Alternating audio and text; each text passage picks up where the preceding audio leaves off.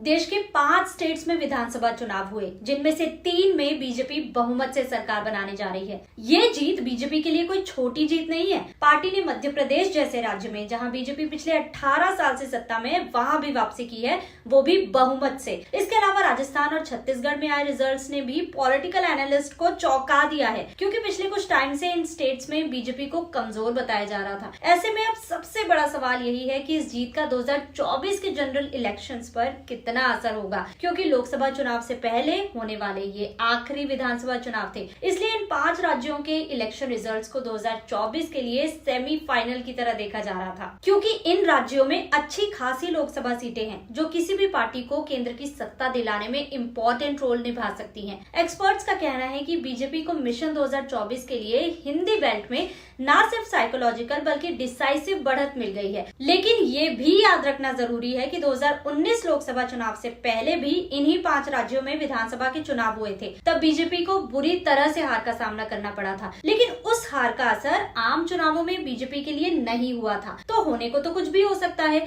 इसलिए इंडिया की पॉलिटिक्स में ज्यादातर पॉलिटिकल एनालिस्ट ऐसे स्पेकुलेशन करने से बचते हैं कि विधानसभा के रिजल्ट लोकसभा चुनाव में दोहराए जाएंगे। इसके अलावा 10 साल की एंटी इनकम्बेंसी लोकसभा के चुनाव में दिखाई दे सकती है और बेरोजगारी और महंगाई जैसे इश्यूज का सामना भी बीजेपी को करना पड़ सकता है।